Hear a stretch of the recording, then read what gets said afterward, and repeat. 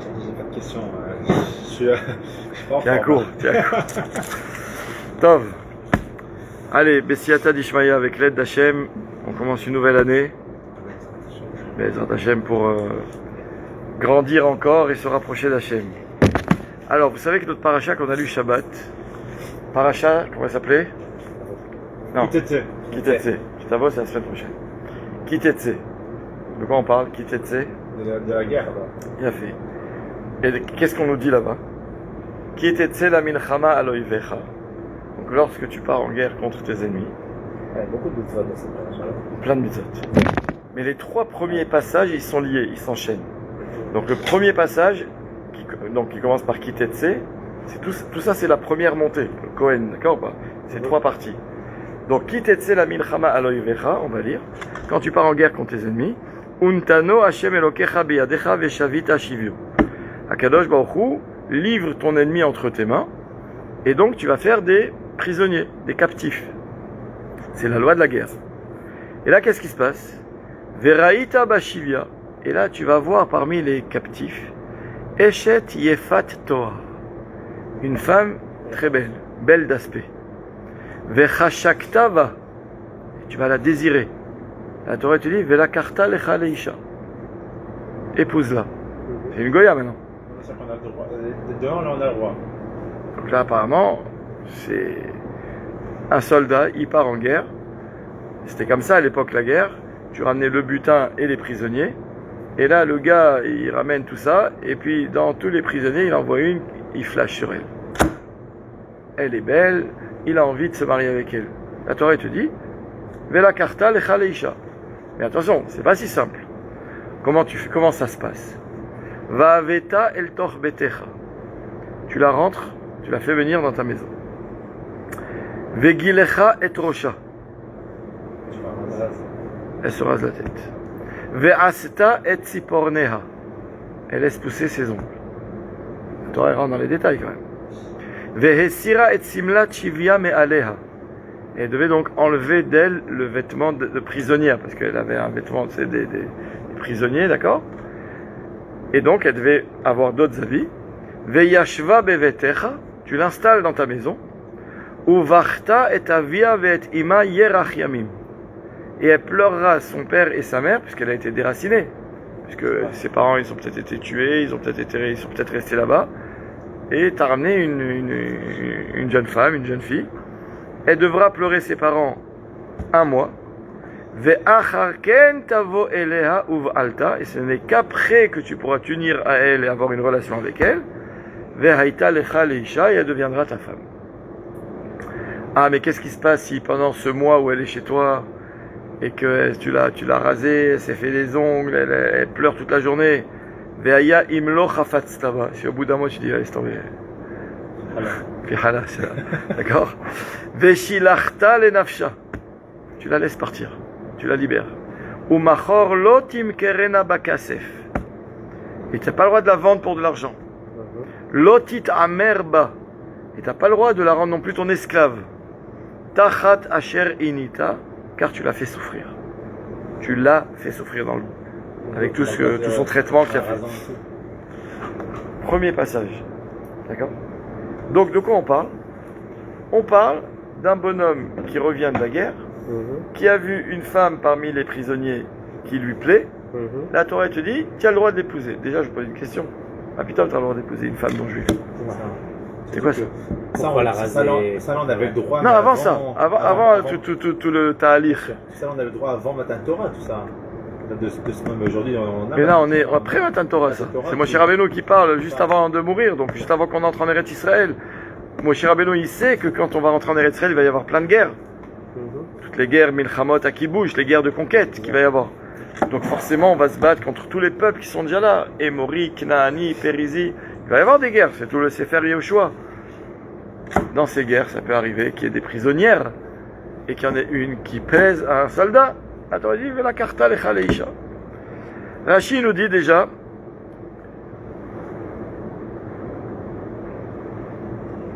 que de quelle guerre on parle. Vous savez qu'il y a deux sortes de guerres. Il y a milchemet mitzvah, il y a milchemet reshut. Il y a des guerres qui sont une mitzvah, que la Torah t'ordonne d'aller, de sortir en guerre. Contre Amalek, par exemple. Par exemple contre Amalek, ou contre tous les peuples qui occupaient Eretz Israël avant qu'on arrive, donc jusqu'à tant que Moshe Rabbeinu était vivant. Une fois qu'il est décédé, on est rentré avec Yehoshua. Les guerres qu'on va faire, c'est pas des guerres de reshoot, c'est des guerres de mitzvah. On doit, la Torah t'a dit, tu rentres, bats-toi et conquiert la terre. D'accord? Et on nous dit, pourquoi on parle pas de ces guerres-là? Parce que dans ces guerres-là, comme Amalek ou les peuples d'Israël, on nous a déjà dit, Lo techaye kol neshama. Personne ne doit rester vivant. Tu rentres, quand tu te bats contre Amalek, tu tues tout le monde. Hommes, femmes, enfants, bétail, troupeau, tout. Tu laisses rien. Lo techaye kol neshama. Ne laisse vivre aucune âme. Donc, c'est pas possible que tu vois, il n'y a pas de prisonniers. Donc, toute cette paracha, elle n'est pas d'actualité. Donc, on parle de Milchemet Reshut. Très bien. La Torah, elle nous dit, quand on nous dit Eshet Yefat Toar, donc tu as vu une femme qui est belle, Rashi nous dit en citant la Gemara, pourquoi il n'y a pas écrit une fille, une belle fille, une femme? Rashi nous dit Afilo Eshetish, même une femme mariée. Ah ouais, carrément. Ah, tu sais pas, il y a une femme, elle est prisonnière qui te dit, peut-être qu'elle est mariée, peut-être qu'elle n'est pas mariée. Mais ça, t'as pas un Ketouba qui va te dire oui ou non. C'est une Goya. C'est ça, voilà, donc. C'est ça, donc c'est une prisonnière. Donc tu vas commencer à faire des enquêtes, t'étais marié, t'étais pas marié. Elle te plaît, prends-la. Et là, j'arrive au Rashi que je vais vous lire. Vela karta lecha leisha. Tu la prendras pour femme. Rashi nous dit, Lo dibra Torah, ela keneged yetzerara. La Torah ici, en fait, elle parle parce qu'elle prend en compte le yetzerara. Qu'est-ce que ça veut dire? She'im en akadosh baruchu matira. Parce que la Torah, elle sait que si Hachem ne te permet pas de l'épouser, Yissa ena beisour, le gars il va quand même aller avec elle, beisour, de façon interdite. Aval im nesa'a, 2 minutes, on va arriver à la suite. Et donc on te dit, comme parfois, il vaut mieux que tu fasses les choses permises que des choses interdites. Quand on sait que tu vas le faire dans tous les cas, la Torah préfère te permettre. Parce qu'elle connaît la nature de l'homme. Mais moi j'ai envie de poser une question, je comprends pas. Je passe devant un McDo, ça sent bon. Pourquoi cette... Je vais craquer. Pourquoi la Torah te dit pas? Je sais que tu vas craquer, alors c'est permis. Pourquoi Dans tout tu peux dire ça. Exactement. Ah voilà, encore un sadique. C'est bon pour le retard, ça va? Pas de problème, ça va et toi? Fâché. C'est noté, hein, le retard. Ça va au bout, allez. D'accord. Pourquoi que cette mitzvah Là-dedans, on te dit, Lo dibra Torah ela keneged etzerara, she'im lo yatira yisa'ena beisur. C'est peut-être le plus gros Sahara de l'homme, justement, c'est la femme, comme on a vu avec Edom, je crois. Non. Avec Tizia, avec Midianite, exactement, avec les Midianites. On a vu, c'était tout de suite, il a compris, c'était notre Sahara. J'ai compris, mais je comprends pas. Si la Torah, elle te donne des interdits. Oui, elle te donne des interdits. Assume. Comment maintenant elle peut te dire, je sais que tu vas craquer, alors vas-y, épouse-la. Il vaut mieux que je te la permette. Peut-être qu'un soldat... C'est comme si, imagine maintenant, ton fils, il est à la maison, tu l'éduques. D'accord? Tu éduques ton fils. Et tu sais, toi, par exemple, que tu es macpide, que les enfants, est-ce que je sais, moi, ils dessinent pas sur les murs. C'est logique, t'as pas envie de refaire les peintures tous les 2 jours. Ouais. Et un jour, tu dis à ton fils, stop, je veux pas qu'on dessine sur les murs. Et ton fils, il commence à te faire un caprice, il te dit, c'est quoi, allez, c'est bon, je te permets. Pourquoi? Parce que je préfère que tu le fasses parce que je t'ai permis que tu le fasses de façon interdite. C'est quoi cette histoire? C'est permis ou c'est interdit? Et là, la Torah te dit, je reprends le contexte, tu pars en guerre, le soldat, il ramène des prisonniers, dans les prisonniers, il voit une femme qui est belle, qui lui plaît, il la désire, la Torah te dit, épouse-la. Ah mais c'est une Goya. Ah peut-être qu'elle est mariée, Rachid a dit, même Eshatish, même une femme mariée. Pourquoi? She'im en akadosh baruchu matira, yisa ena beisur. Parce que si on ne te la permet pas, tu vas quand même le faire, et c'est interdit, on préfère pas que tu transgresses un interdit, alors on te dit, allez, c'est bon, c'est permis. Ouais, ça remet en question tout. tout. Si la Torah elle nous juge avant qu'on l'ait fait, hein. Ça veut dire, ça, je sais que vous n'allez pas le faire. Ça veut dire, on ne croit même pas qu'on va faire des choux. On ne te croit pas capable de tenir. Non, c'est pas question de tchouva. La tchouva, c'est déjà après la faute. Ouais, On est avant. Est-ce que tu es capable de résister ou pas? La Torah sait qu'on va pas résister à ça, quoi. Ouais, mais alors pourquoi tu me l'interdis? Pourquoi de base tu me l'as interdit alors? T'as qu'à me permettre les non-juifs, qu'un homme, un juif peut épouser une non-juive. Baruch atah Adonai Eloheinu melech haolam, shakol niyeh bidvaro. Amen. Juif, l'histoire. Bon, c'est une bonne question déjà. Maintenant, Rashi, il n'a pas fini. Parce que venez, je vais vous lire la suite des psukim. Donc ça, la première partie. Attends, mais il n'était pas là, je rappelle ce qui s'est passé. C'est que quand le gars, il a désiré cette femme et que la Torah, elle la lui permet, elle lui dit attention, c'est pas comme ça. C'est pas du jour au lendemain, tu vas à la rabbanoute et tu... Non. D'abord, tu la fais venir dans ta maison. Tu lui rases la tête. Tu lui dis de laisser pousser ses ongles. Et tu la mets pas dans une chambre, tu dis c'est quoi, regarde, parce que tout ça, ça doit durer 30 jours, un mois. C'est pas que tu vas l'enfermes dans une chambre, tu dis regarde, dans 30 jours, je t'amènerai une esthéticienne, tu ressortiras, tu te feras belle pour moi. Non, non, non. Veyashva bevetecha, tu la mets dans le salon pendant un mois. Et pendant un mois, tu lui dis maintenant, pleure ton père et ta mère. Parce que elle a été déracinée. J'ai une réponse rapide. Attends une seconde. Et au bout d'un mois, si elle te plaît toujours, parce que ça peut arriver qu'elle te plaise plus, c'est insupportable d'avoir une femme dans le salon qui pleure du matin au soir et qui est moche et qui s'est rasée, etc. Dieu, quelle angoisse. D'accord ou pas? Donc, la Torah te dit, si au bout d'un mois tu la veux toujours, ça y est, elle t'est permise, tu peux aller avec elle, tu peux te marier, etc. Si par contre tu la veux pas, à ce moment-là, alors tu la libères et tu n'as pas le droit ni d'en faire un esclave, ni de la vendre. Ça y est, tu l'as fait souffrir quand même, tu l'as rasée, etc. Tu l'as laissé un mois chez toi. D'accord? Donc, Mekitso, elle a quand même souffert, tu en veux pas, tu la libères, Vezéou. Fin de l'épisode. Vas-y. Peut-être la Torah elle vient nous montrer ici à quel point un homme il peut aller loin pour ses tavotes, pour ses envies. C'est-à-dire sur le papier il n'y a rien qui est attirant. La femme elle se fait pousser les ongles, on a dit, elle se rase la tête, elle pleure pendant un mois. Et tout ça on attend et on nous prévient avant que même si on veut la faire partir, on peut plus. Ça veut dire sur le papier il n'y a rien qui est attirant. On peut, mais tu peux. Ouais, c'est une galère quoi. Ça veut dire non, c'est pas une galère. Tu lui dis tu ouvres la porte, il a c'est bon, t'es libre.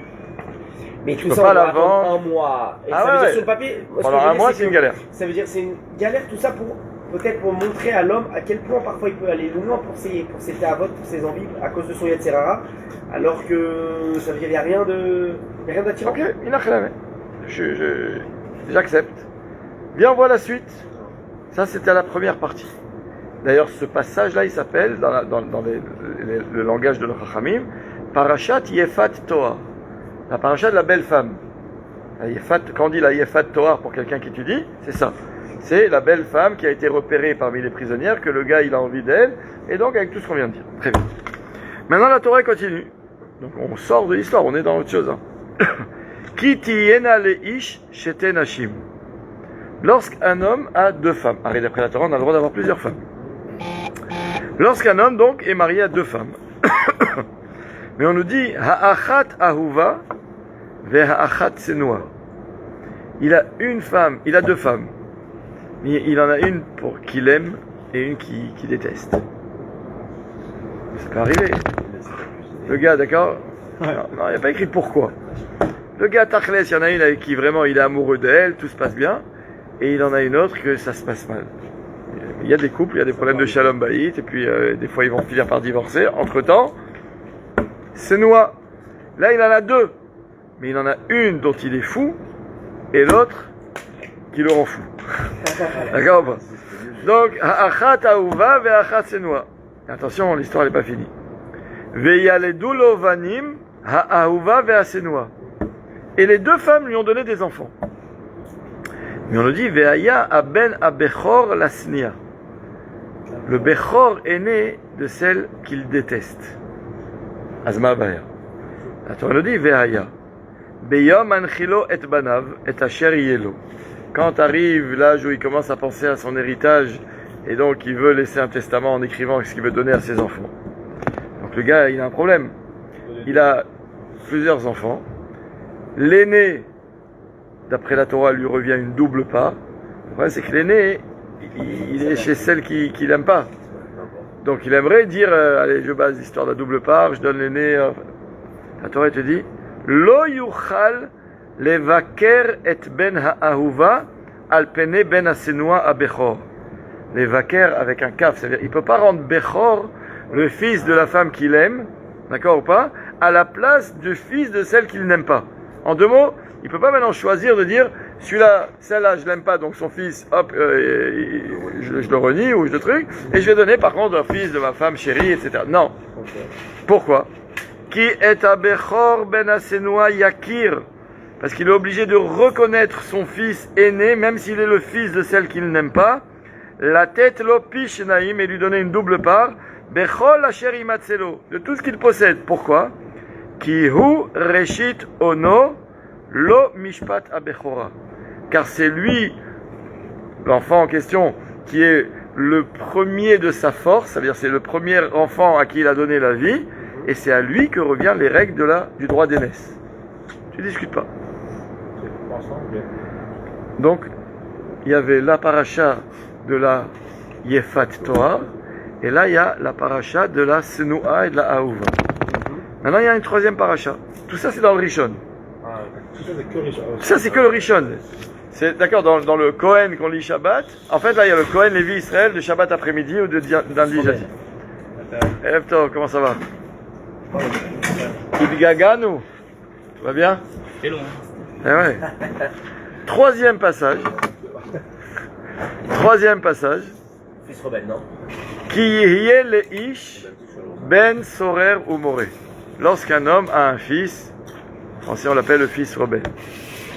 Enenu shomea bekol aviv ou bekol imo. Il n'obéit pas ni à son père ni à sa mère.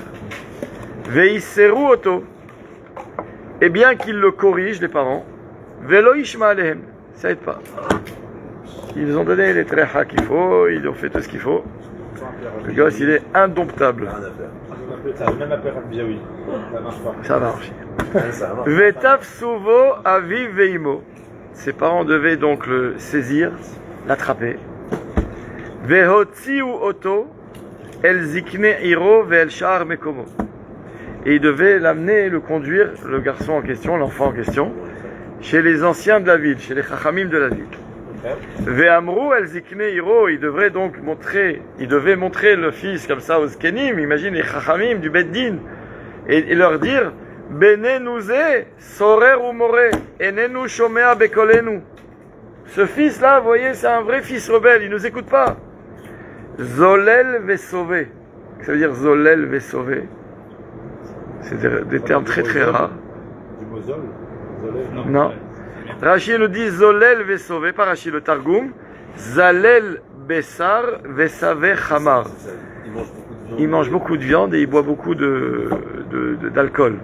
D'accord ou pas? Chamar. Donc ça veut dire, en fait, après je vais vous dire 2 minutes. Quelle est la suite immédiate, terrible? Urgamuhu kol anshe iro ba'avanim vamet. Il fallait qu'il soit lapidé par les hommes de la ville et qu'il meure. Uvi'arta hara mikirbecha, et que tu élimines le mal au sein d'Israël. Vechol Israël ishme'u ve'iraou, et que tout Israël entende et voit et craigne et prenne la leçon. Fin du Rishon de cette parashat qui fait peur. Ça fait mal. Hein. Ah, le début et le milieu aussi. Mais là, maintenant, je vais vous lire la suite du Rashi qu'on a commencé tout à l'heure. Rashi nous dit Lo dibra Torah ela keneged yetzerara. C'était le début que je vous ai lu. Pourquoi on permet à ce soldat, cette belle femme qu'il a vue parmi les captifs? D'accord? Parce que la Torah elle prend en compte le yetzerara. Et elle dit ainsi Chez im en akadosh baruchu matira yisaena beiso. Ça, on l'a lu tout à l'heure.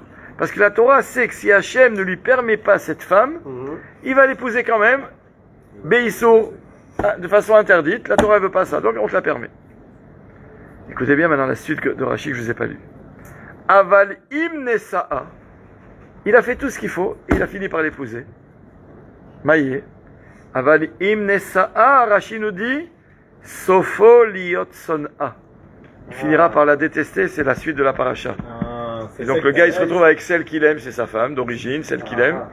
C'est elle qui va devenir la détester. C'est elle la femme détestée. Sheneemar acharav kitiena leish, etc. Et après, Vesofo leholid mimena ben sorer ou more. Et il finira par avoir d'elle un fils rebelle, lekach nismechu parashiot alalou.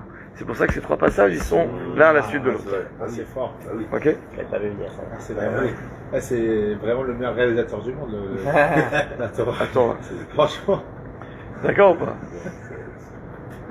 Donc c'est le... Qu'est-ce que tu cherches? Suite logique. D'accord? Donc c'est la suite On a la logique. jaune. Ça veut dire en fait que la Torah elle vient t'apprendre. Tu sais quoi? Yetzirah, Yetzirah, Yetzirah. C'est quoi? Ils sont là, il y a une boîte là. Là. Yetzirah, Yetzirah, Yetzirah, je t'apermets. Ne crois pas que ça va être tout rose après. Je t'apermets, mais tu vas galérer. Tu vas finir par la détester et tu vas finir par avoir un Ben Soror Moré, c'est pas une partie de plaisir. D'accord ou pas? Tuer. Ouais, pas. On va le tuer. Maintenant, je pose une question. C'est quoi cette histoire de tuer un fils rebelle? C'est quoi cette histoire? Qu'est-ce qu'il a fait? Il a mangé du vin, de la viande, il a bu du vin. Là aussi, Rashi nous éclaire. Tout ce qu'il dit Rashi, il cite ou la Gemara ou le Midrash. Là, c'est la Gemara qui parle de ça. Rashi nous dit comme ça. Ou ben sorer ou moré neherag al shem sofo.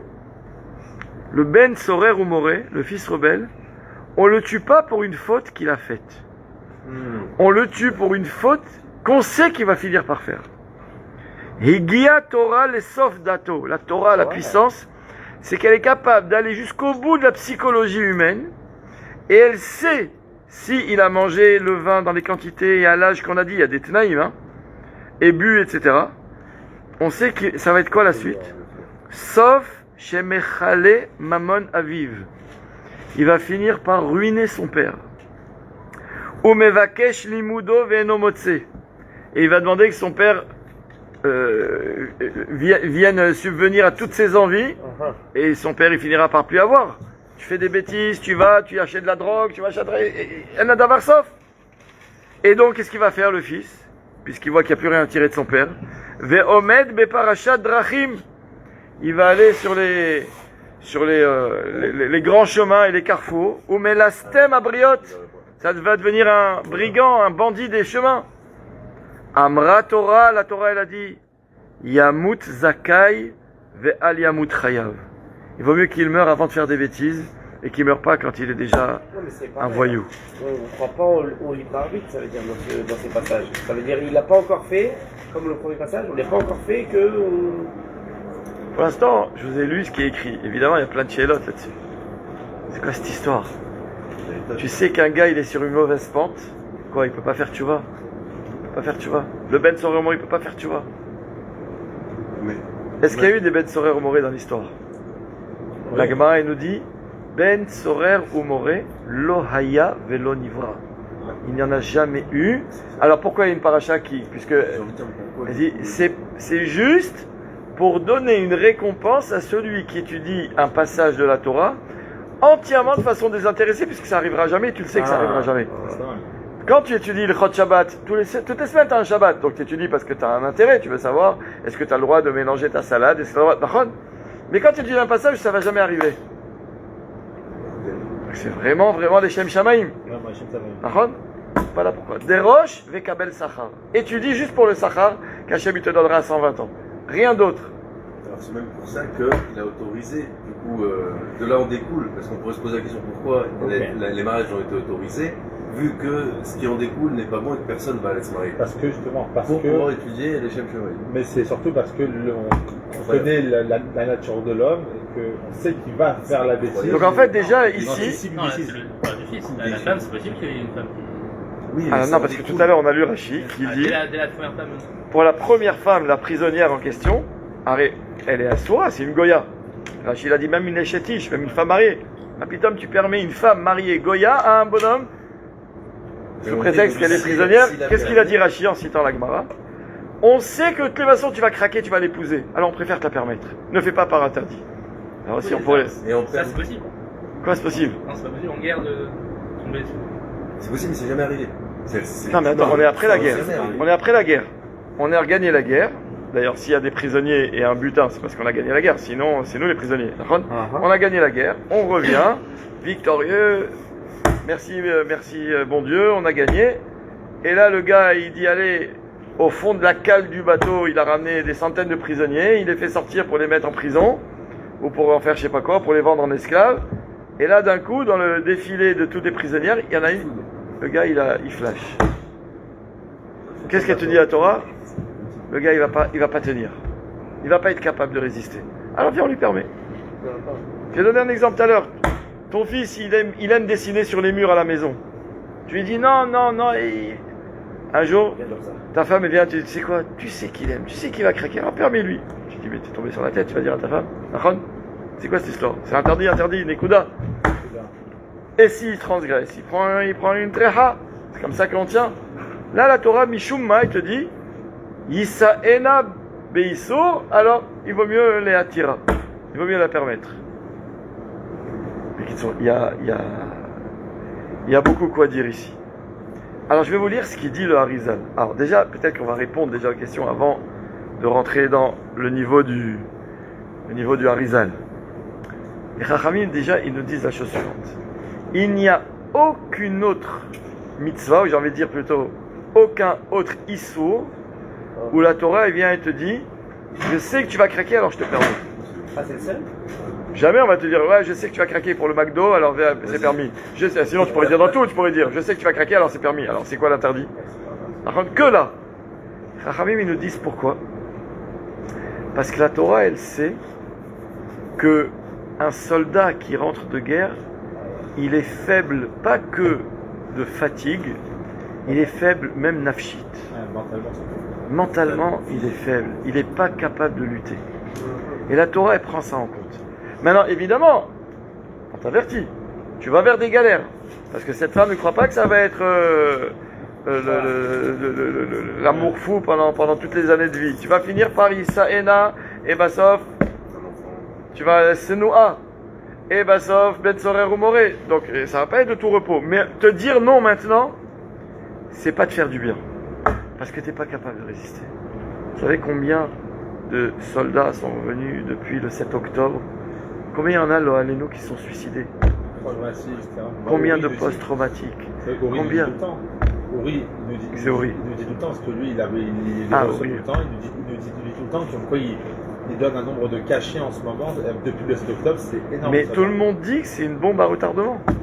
C'est une bombe à retardement, parce qu'évidemment, on s'occupe plus vite de quelqu'un qui vient et dont le corps est déchiqueté, qu'on met en salle d'opération, etc. Mais tous ceux qui sont venus, qui rentrent chez eux, qui font des cauchemars toutes les nuits, des gars qui veulent tuer leur femme. Des gars, ils se réveillent la nuit, ils veulent tuer leur femme. Des gars, il y a des histoires de malades. Et tu peux pas leur en vouloir. Ils ont vu des choses. La Torah te dit, celui-là, tu vas venir maintenant lui dire, c'est assourd. Qui va écouter? Il est pas, Oulom Mouchan. Alors quoi, et si quelqu'un, je vais vous prendre un exemple. La Torah, elle te dit, c'est une Mishnah, pas la Torah, une Mishnah dans la Sechet Yoma, qui parle là-bas de Ilchot Yom Kippourim dans le dernier chapitre. On te dit que si une femme, elle est atteinte de boulimie, et elle est enceinte, et on sait qu'une femme enceinte, si elle sent quelque chose ou elle a une envie, c'est dangereux pour elle de ne pas lui donner. C'est pas juste pour, on dit les caprices d'une femme enceinte. C'est pas, il y a un mécor dans la Torah. D'accord? C'est dangereux. La Torah te dit, une femme enceinte, le jour de Kippour, qui va sentir un plat et qui en a envie, tu peux lui donner à manger. Kippour, alors qu'une femme enceinte, elle doit jeûner. Ah ouais? Une femme enceinte, elle jeûne. Il y a deux jeûnes qu'une femme enceinte, elle jeûne. Kippour et Tisha B'Av.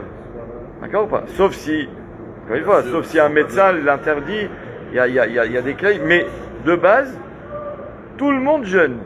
Même quelqu'un de malade. Sauf s'il est nafal, bamishka, il est au lit avec de la fièvre, etc. Il ne peut pas se lever du lit. Ok, on était béné Adam. Mais une femme enceinte, elle doit jeûner. Puis cette femme elle dit, je me sens mal, j'ai senti ce plat, j'ai besoin. Amenez vite, amenez-lui à manger. Pourquoi? Parce que tu ne peux pas commencer à raisonner une femme enceinte à ce moment-là. Comme tu ne peux pas raisonner le khayal qui rentre avec, tu ne sais pas ce qu'il a vécu pendant 6 mois où il était au front. Donc la Torah te dit, première chose, il faut savoir qu'un jour, il y a un rave qui a eu un talmide qui est venu le voir et qui lui a posé une question. Il a dit, moi aussi des fois j'ai un Yetzer Hara. Alors pourquoi je ne peux pas dire la même chose? je sais que je vais craquer, que la Torah me permette, pour toutes sortes de choses. Qu'est-ce qu'il a dit le Rav? Il dit, si la Torah, elle a dit ça que dans un cas, c'est que la Torah, elle sait pourquoi. Les esberim, d'accord, on n'est pas toujours nous capables de trouver les raisons des pourquoi. Mais une des raisons données, c'est celle-là. Peut-être qu'aujourd'hui, on le comprend encore plus quand on sait les traumatismes que la guerre elle peut générer chez ceux qui vivent ça. On peut comprendre. Très bien. Alors, c'est quoi l'histoire du Ben Sorer au Moré? On a dit quoi? Alors, c'est vrai, on est rassuré du fait que ça n'a jamais existé, ça n'existera jamais. Mais quand même, tu dis, Nehera Galshem Sofo. Tu tues quelqu'un pour quelque chose qu'il n'a pas fait. Vous vous rappelez Ishmaël ou pas? Ishmaël. C'est un tzaddik ou un rachat, Ishmaël? Bassof, oui. Mais il a écrit, rappelez-vous, que quand Sarah, elle a vu qu'Ishmaël faisait du mal à Abraham, elle a dit à Abraham, Garesh, Ben Hamazot, etc., dégage-le. D'accord? Et là, qu'est-ce qu'il faisait du mal à Yitzhak. Ah, pardon, je dis Abraham, non, à Yitzhak, je vais dire, d'accord ou pas? Donc, elle, Sarah, elle dit à Abraham, dégage-le, lui et sa mère. D'accord? C'était dur pour Abraham Avinu. Le problème, c'est quoi? C'est que quand il est parti, il s'est retrouvé Ishmaël avec sa mère, Agar, dans le désert. Il n'y a plus d'eau dans la gourde. Il était à 2 doigts de mourir. Et le Midrash, il ramène que là, les Malachim, ils ont dit à Kadosh Baruch Hu, pourquoi tu veux lui donner à boire? Quand tu sais que le mal que Ishmaël il va faire à tes enfants demain. Regardez aujourd'hui, le mal qu'Ishmaël il fait à Israël, à Yitzhak. Ishmaël, c'est les musulmans. Ishmaël, ouais, c'est les. D'accord. Quand tu sais le mal qu'Ishmaël va faire pendant toute l'histoire, mais particulièrement à la fin des temps, à Israël, il est en train de mourir, laisse-le mourir. Qu'est-ce qu'il y a écrit dans le pasuk? Ba'asher Husham. Akadosh Baruch Hu il demande Arshav ou Tzadik ou Racha. Il va dire Arshav Tzadik. Il dit Im Arshav ou Tzadik, il ne faut pas le tuer. Alors je pose une question. Le Ben Sorer au Moré, Arshav ou Tzadik ou Racha? Alors pourquoi on le tue? Quand Hachem il a ce qui s'appelle Chas Shalom Efa Ve'efa, il a des préférés. Allez, Ishmaël, un petit clin d'œil, et puis le Ben Sorer au Moré, puis d'Abraham, ça t'a du piston. Il est déjà perturbant et qu'il n'écoute pas ses parents et qu'il mange beaucoup. Ishmaël, les Malachim ils viennent, déjà ils anticipent, ils se disent on a déjà vu l'histoire jusqu'à la fin. On a vu le 7 octobre. C'est le moment, tu fais ça, il n'y a plus le 7 octobre. Je vous ai dit, là tout de suite, il a appelé comment Tzadik ou Racha? Le Ben Sorer Moré, il a appelé Racha? Non, pas du tout. Bah, pas du tout. Pas ses parents. Rachid dit, regarde ce que je t'ai lu dans Rachid. Rachid dit comme ça. Ou Ben Sorer au Moré Nehera Galshem Sofo. Igia Torah, le Sofdato, etc. Amra Torah, Yamut Zakai, Ve'al Yamut Chayav. Qu'il meurt quand il est innocent, mais pas quand il est condamnable. Zakai, c'est pas moi qui le dis, Rachi cite, et c'est pas Rachi qui le dit, il cite la Gemara. Ici, si tu le fais venir devant un Beddin maintenant, le Ben Sorer au Moré, et le Beddin il vient, il dit qu'est-ce qu'il a fait? On le fait venir, c'est quoi les témoins? Qu'est-ce qu'ils disent? Il a bu du vin, il a mangé de la viande. Le Beddin va rigoler. Il dit alors? Il voulait pas, et alors? Appelé Racha, c'est ça en fait. Et alors, qu'est-ce qu'il a fait? Oui, mais le père il dit Enenu Shomea Bekolenu, il nous écoute pas. Et alors? Quoi, on va tuer tous les enfants qui obéissent pas aux parents? Il a fait Shabbat, il a pris du vin, il a mangé de la viande. Makara. Alors il faut savoir, la Gemara, elle est plus pointue que ça. C'est pas genre, t'as mangé de la viande, t'as bu du vin. La Gemara, elle te dit d'abord, tout le din de Ben Sorer au Moré, c'est que de 13 ans à 13 ans et demi. Hein? Ouais. D'accord ou pas? C'est juste. D'accord ou pas? Exactement. Et à part ça, il y a une quantité précise, d'accord ou pas, de vin et de viande qu'il doit manger dans cet intervalle de temps. C'est pour ça qu'on lui dit Loya Velo Nivra. D'accord ou pas? Ah, pourquoi tu m'écris un truc? Drosh Vekabel Sachar. Étudie un passage. Ok. Donc, Bekitsur, il faut comprendre que c'est des passages qui nous dépassent. Moi, j'aimerais, peut-être pour nous aider à nous un petit peu, vous lire ce que dit le Harizal sur la paracha de la Yefat Torah. Écoutez bien. Ki tetse la milchama aloivecha. Ki tetse la milchama aloivecha. Le Harizal, il dit, ce passage, je vais le lire de façon entièrement différente. Vous savez que il y a dans la Torah plusieurs lectures. Il y a ce qui s'appelle Pardes. Le Pshat, c'est le P. Le Resh, c'est Remez. Le Dalet, c'est le Drash. Et le Samer, c'est le Sod. Toute la Torah, tu peux la lire dans le Pshat. Pshat, lecture du Pshat. Rashi, il va toujours d'après le Pshat. D'accord ? Après, tu as le Remez. C'est-à-dire que les mêmes mots, la même mitzvah, le même passage de Torah, tu peux le comprendre. Il y a ici, il y a une lecture allusive. On te fait un remède à autre chose, qui n'a rien à voir. Après, il y a le drash. Le drash, c'est l'interprétation. D'accord ou pas? Il y a un nom en français, j'ai oublié comment on dit. Comment on dit le drash en français? Ça va revenir. D'accord ou pas? Ça va revenir.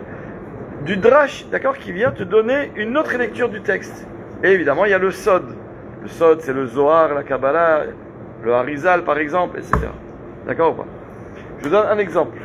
La Gemara, elle vient et nous dit, la Gemara, quand elle parle de Yaakov Avinu, elle nous dit, Yaakov Avinu lomet. La Gemara qui dit dans Tanit. Yaakov Avinu n'est pas mort. La Gemara elle-même, elle vient poser une question, alors comment tu dis il n'est pas mort? Ouvre Bereshit à la fin, et on te raconte sa mort et son enterrement, et le kavod. Non, mais on te raconte comment on l'a amené en Eretz Israël, le cortège qu'il y a eu, comment tout le monde l'a pleuré. C'est quoi cette histoire? Il y a quand même une Lomet. Tu m'inventes quelque chose? Qu'est-ce qu'elle répond à la Gemara? Non, la Gemara dit non, ce que je veux dire quand je dis il y a quand même une Lomet, je veux dire la chose suivante. Mazar-o Bachaim, Afhu Bachaim. Puisqu'il a une descendance vivante, alors lui aussi il est considéré comme vivant. Alors je pose une question, il est mort ou il est vivant? Mort, mais il est vivant à travers. Déjà il est mort mais il est vivant. S'il est blanc mais il est noir. Alors qu'est-ce qu'ils répondent les Chachamim pour expliquer cette Gemara? Ils te disent non. Dans le monde du Pshat, Yaakov Avinu, il est mort. On t'a raconté sa mort, etc. Mais quand la Gemara te dit Mazar-o Bachaim Afhu Bachaim, c'est une dracha. Dans le monde du drash, Yaakov Avinu lomet. C'est comme si j'allais te dire que en fait le monde il se déroule, comme ça il explique le Pachad Yitzhak, le Rabbi Yitzhak Koutner, il expliquait, le monde en fait il avance sur 4 dimensions différentes. D'accord ou pas? Il y a le Pshat, le Remez, le Drash, le Sod. Donc si toi tu choisis de vivre ta vie dans le monde du Pshat, écoutez bien ce que je dis, si toi tu décides de vivre ta vie dans le monde du Pshat, et le commun des mortels c'est comme ça qu'il vit, il n'y a aucune chance que jamais tu rencontres Yaakov Avinu, il est mort. Il est mort. Mais si toi tu décides de monter un petit peu ton niveau et de dire pourquoi je ne vais pas essayer de vivre dans le niveau du drash, eh bien un matin tu vas me dire tu sais j'ai rencontré hier Yaakov Avinu. Si je te dis non t'es un menteur, c'est parce qu'en fait toi tu parles du drash, moi je parle de Pshat. On n'est pas dans le même monde. Oui, tu as pu rencontrer Yaakov Avinu. Parce que comment? Je sais pas. Mazar o Bachaim Afu Bachaim Uchai. Yaakov Avinu lo met. C'est la Gemara qui le dit. Ah, comment elle l'apprend? C'est une dracha, c'est là, donc c'est pas dans le Pshat. Dans le Pshat, il est mort. D'accord? Je vais vous lire maintenant la paracha de la Yefat Torah au niveau du Sod. Donc comprenez bien qu'on sort de l'histoire de la guerre et l'histoire de la prisonnière et de la belle femme, etc. On n'est plus dans ça du tout. Quel niveau le Sod? 4? Pshat, Remez, Drash, Sod. Ah, c'est le quatrième, le dernier. D'accord. Le Sod, c'est le. C'est le top. Haï. Voilà. D'accord ou pas? C'est sur le top là. Mettez la ceinture. Où est-ce qu'on trouve? On va faire une petite balade dans le monde du Sod. Vous êtes prêts ou pas? Le Zohar, entre autres. Donc le Zohar. Oui, le Zohar, le Harizal, tout ça c'est le Sod. La Kabbalah c'est le Sod. C'est ça que je voulais vous demander. Où est-ce Le qu'on Drash, trouve? ben, c'est le Midrash, Alors, le Pshat, toutes c'est les la Drashot. Torah. Le Pshat, non, tout est la Torah. Tout est la Torah. Ce que je vais te dire maintenant, c'est la Torah aussi. Le Pshat, c'est la lecture élémentaire de la Torah. Quand la Torah est à dit, je te donne un exemple. Quand la Torah est à dit, elle te parle de la mort de Yaakov, dans le monde du Pshat, c'est qu'Yaakov Avinu il est mort. Point. On l'a enterré, il est mort et enterré. On lui a fait des espédim, il y a eu des espédim. Voilà, tout ça c'est le monde du Pshat. Maintenant, ce même passage, tu peux le lire à un niveau un petit peu plus élevé, qui s'appelle le monde du Drash. C'est que la Torah t'a dit qu'il est mort, mais en même temps il a une descendance. Mazar o Bachaim, Afhu Bachaim. Tant que Am Israël est Chai, Am Israël Chai, Yaakov Avinu Lomet. D'accord? Ça c'est. Quel livre rapporte ce. Alors le Drash, c'est le Midrash, par définition, et toutes les drashot que les Chachamim ramènent dans d'autres textes que le Midrash. Par exemple, dans la Gemara, il y a du drash. Après, il y a le Remez. Le Remez, il n'y a pas un livre de Remez, mais il y a des fois des explications qui sont pas le pshat, évidemment, qui sont pas non plus la dracha, parce que souvent la dracha, elle colle au texte, plus que le Remez. Le Remez, c'est plus rêveur. D'accord, c'est quelque chose qui est ramené à ça. C'est une allusion. Ça veut dire en fait, quand tu me dis quelque chose, c'est mes Ramez dit, etc. D'accord ou pas? Et tu as le sod. Le sod, c'est ou près ou loin du texte, peu importe. Mais dans le cas, vous allez voir que c'est très près du texte. Et le sod, c'est carrément le monde de la Kabbalah. C'est, par définition, c'est le sod. C'est-à-dire que normalement, on n'aurait pas le droit d'aller chercher là-bas. On va pas nous chercher dans les choses qui sont cachées, dans les secrets. Sauf que le Harizal, il vient, il te dit, viens, je vais te donner un petit aperçu, d'accord ou pas? Alors, écoutez bien ce que dit le Harizal, donc en nous dévoilant une petite lecture de Sod sur la paracha de la Efa Torah. Je vous lis maintenant la paracha. Ki tetze la milchama aloivecha. Ça c'est le pasouk. Le pshat, on l'a lu dans Rashi. Tu vas en guerre. Quelle guerre? On l'a vu contre tes ennemis, etc. Le Harizal, il nous dit, c'est qui oivecha? Hem hayetzer hara vekochotav. C'est le yetzer hara et toutes ces forces qu'il amène avec lui pour faire ce qu'il veut de nous. Le yetzer hara, vous le connaissez? Vous l'avez déjà rencontré ou pas? Vous savez de qui je parle? D'accord? C'est un personnage qui n'est pas physique, mais que on connaît tous et dont l'objectif numéro 1, c'est de nous faire faire des fautes, nous faire faire du mal. Rappelez-vous le midrash que je vous avais ramené un jour, qui dit que le Yetzer Hara, chaque fois qu'il vient dans le cœur de l'homme et lui dit, allez, fais telle avéra, au moment où il fait ça, il y a écrit qu'il fait une prière à Hachem et il dit, de la même façon que moi je fais mon travail, s'il te plaît, donne à l'homme la force de faire le sien. Mon travail à moi, c'est de le faire fauter. Son travail à lui, l'homme, c'est de ne pas fauter, de ne pas m'écouter. Donc ça veut dire, et il y a écrit que quand l'homme faute quand même, il y a écrit que le premier qui pleure, c'est le Yetzer Hara. Qui dit, pourquoi, Ribono Shel Olam, pourquoi tu m'as demandé de faire une chose pareille? J'ai tellement prié pour qu'il ne faute pas. C'est-à-dire, en final, le Yetzer Hara, c'est pas un mauvais personnage. Le Yetzer Hara, il fait son boulot. Mais il rêve que tout le monde fasse son boulot. Et donc, il demande à l'homme, fais le tien. Et quand il ne le fait pas, il est triste. Très bien. Maintenant, le travail de l'homme, c'est d'aller se battre contre le Yetzer Hara. Tu ne peux pas dire le Yetzer Hara, c'est bon. Allez, donne-moi aujourd'hui mon programme de la journée. Le matin, il te fait, et là, vas-y, mange pas cachère, fais toutes les avérotes. Allô, ton travail, c'est quitter la milchama. Et là, qu'est-ce qu'elle te dit? Le Zohar, toujours, c'est magnifique. C'est que déjà, il faut que tu saches une chose. Que la guerre contre le Yetzer Hara, c'est pas une guerre passive. Il n'y a pas écrit, quand tu seras en guerre contre ton Yetzer Hara, ça veut dire que tu dois lui résister. Kitetse, pars en guerre. Les Israéliens, le jour où ils ont vu l'Iran qu'allait tirer, ils ont tiré avant. Pourquoi?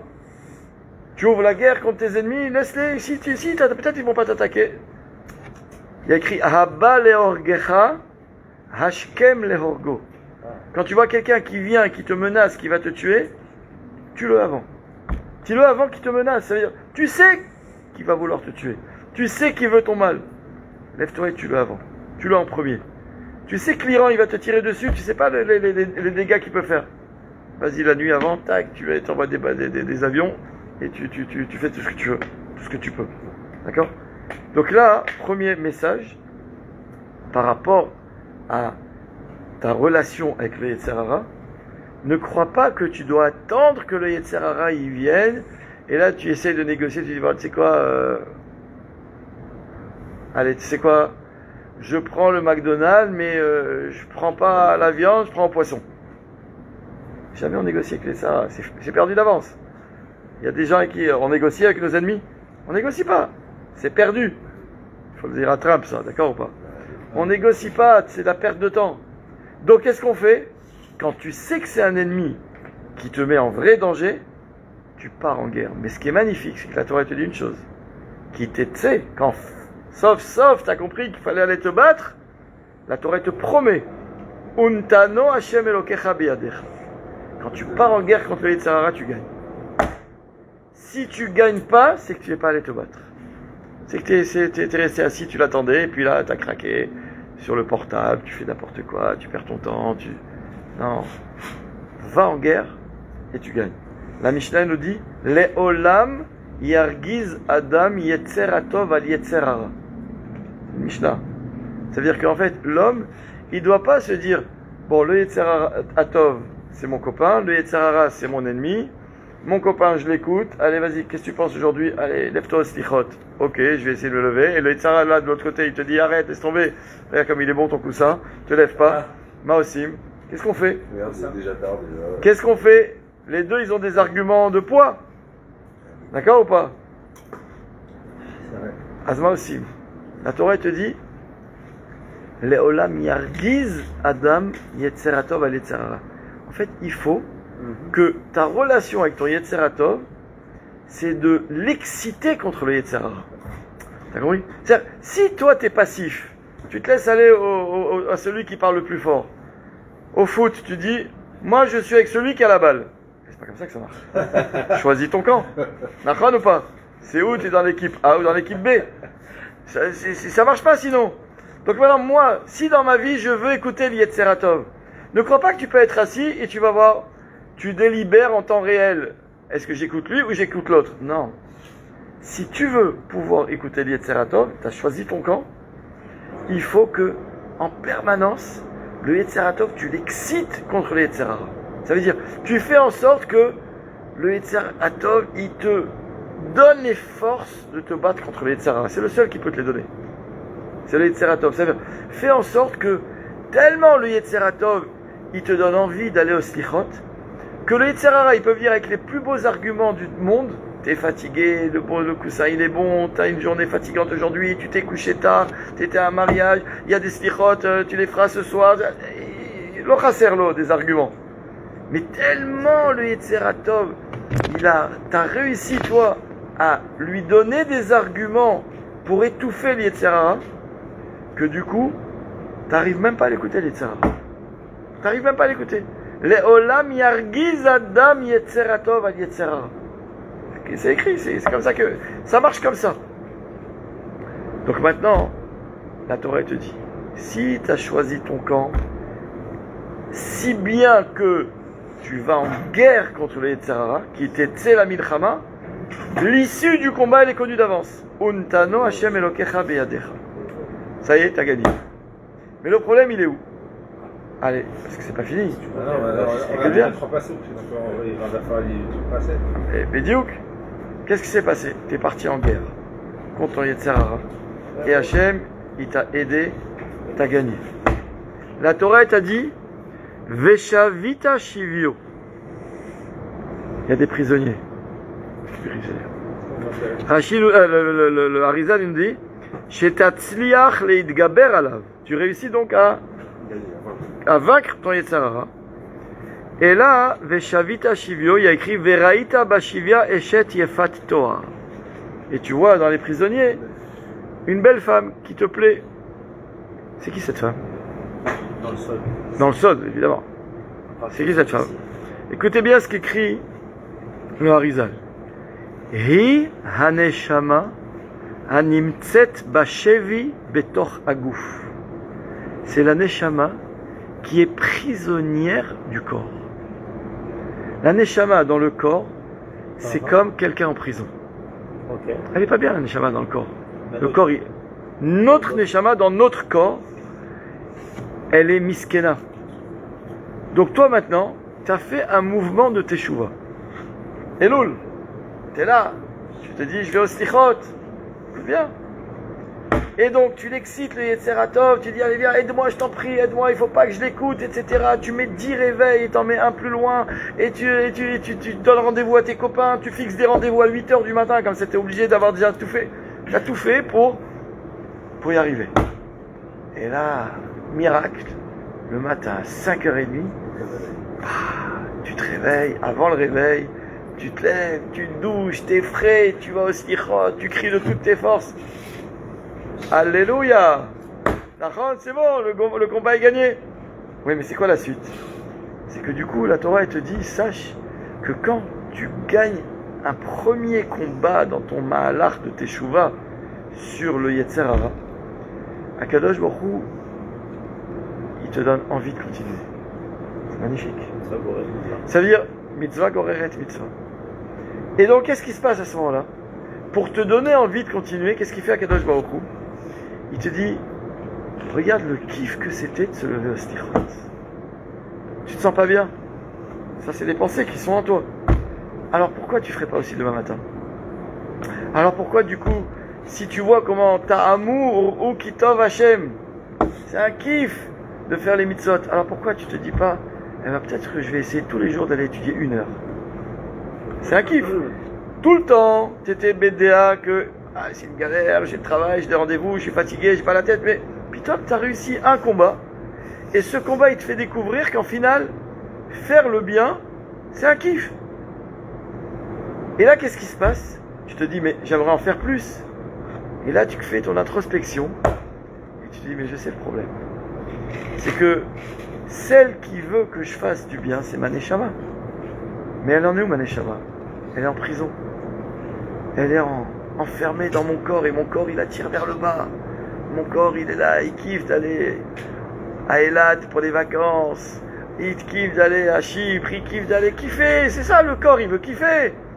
Mahon, il veut kiffer le corps, donc le corps il me tire vers le bas. Ah, et pourtant il y a ici une neshama comme ça, toute timide.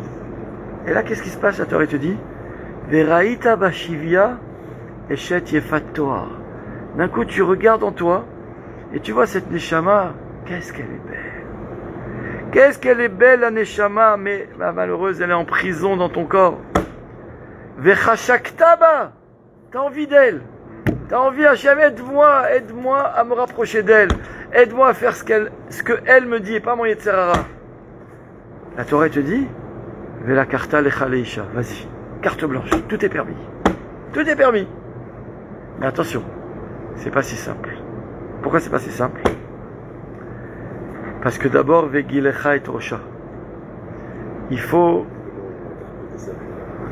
Akol Katouv. Akol Katouv. Le Harizal, il nous éclaire. Il nous dit comme ça, si tu veux donner à ta neshama une place de choix dans ta vie, le problème c'est que ta neshama, depuis le temps où tu l'as laissée en prison, elle a été polluée. Parce que la prison, c'est pas un endroit où on s'élève. La prison, c'est un endroit où malheureusement on s'enfonce. Même ta neshama, toi tu la vois, elle est belle, mais sache que elle a elle aussi un tikkun à faire. C'est quoi la première chose à faire? C'est déjà Vegilecha et Rosha. Il explique le Harizal, Shetasir me'amoach shebarosh et ha'emunot haraot. D'abord, il faut savoir que quelqu'un qui était loin d'Akadosh Baruch Hu, ses pensées sont polluées. Ses pensées, elles sont loin d'Hachem. Et quand tu vas lui dire, il faut étudier, avant de te parler de la difficulté, il te dit, je comprends pas, moi un homme il doit travailler pour sa parnassa, ça veut dire quoi étudier? Et tu viens avec des théories qui sont des théories, donc c'est au niveau de la pensée, qui sont contraires à ce que la Neshama elle aimerait te faire dire. Donc il faut d'abord, toutes ces théories-là, il faut les évacuer. Vegilecha et Rosha, comme quelqu'un qui rase ses cheveux, ça veut dire nettoie la tête. C'est le premier travail. Ve'aseta et Tzipornea, c'est quoi? Tzipornea, les ongles. Il te dit c'est l'extrémité du corps, des mains et des pieds. Ça veut dire en fait c'est les mains, c'est le monde de l'action. J'agis avec mes mains. Il nous dit le corps, lui, dans l'action, il te tire que vers une chose, le plaisir de l'action et le plaisir de ce monde. Si on te dit Ve'aseta et Tzipornea, il nous dit le Harizal, Lehimana mita anuge haguf, pour te mettre à l'écart, te donner les forces de ne pas être tiré vers les plaisirs du corps, que le kiff. Stop, il faut calmer ça aussi. Tu veux avancer, tu veux donner à la Neshama une petite place de choix, tu veux lui donner un petit peu plus de place dans ta vie, il faut d'abord tout ce qui était les mauvaises pensées, dégage. Tout ce qui est les plaisirs qui te tirent vers le bas, enlève. Vehesira et simlat shivia me aleha. C'est quoi en fait? Enlever le vêtement de prisonnier qu'elle porte. Shetasir aneshama et alevush shenaasa me averot agouf. Après, il faut prendre un neshama qui s'est sali pendant toute l'histoire avant, de toutes les avérotes que le corps a pu faire. C'est le corps qui tire vers la avéra. Mais malheureusement, la neshama, elle est entachée. Chaque fois qu'il y a une avéra qui est faite, c'est pas que le corps, c'est la neshama. Donc la teshuva, c'est en fait le nettoyage de la neshama. Ça, c'est le passage d'après. Et après, comment est-ce qu'on fait teshuva? Premier, dans les ilchot du Rambam, on avait dit, première étape de la teshuva, enfin pas la première, d'abord il y a aziva tachet, t'arrêtes de fauter, tu peux pas faire teshuva si tu continues à fauter, donc déjà j'arrête de fauter. Et après il y a ce qui s'appelle dans le langage du Rambam, qui reprend le langage de la Gemara, charata, mazele itcharet, le regret. Le regret, c'est des fois même en pleurant. C'est quoi le regret? Qu'est-ce que tu regrettes? Comment on regrette? Arizal, il nous dit qu'en fait, le vrai niveau de la charata, c'est ce qui est écrit ici dans la Yefat Torah, Uvarta et avia ve'et ima. Cette Yefat Torah, là on parle de la Neshama, elle doit pleurer son père et sa mère. C'est qui son père et sa mère? Il dit le Arizal. Le père de la Neshama, c'est Akadosh Baruch. La mère de la Neshama, c'est la Shrina. Ça veut dire en fait, l'homme quand il fait Teshuvah, la charata, c'est de dire comment j'ai pu faire tellement de peine à Hachem et comment j'ai pu tellement décevoir la Shrina. Juste pour expliquer c'est quoi Shrina et c'est quoi Hachem. Je vais très très vite. Il y a un texte de la Gemara qui nous dit comme ça. Bechol makom shegalu Israël, galta Shrina imahem. Là où Am Israël était en exil, Hachem a toujours envoyé avec eux la Shrina. Le Midrash, il donne, enfin la Gemara, les Mefarshim, il donne un mashal pour illustrer ça. Il donne une parabole. Il dit, imagine que un jour, un homme soit en colère sur ses enfants.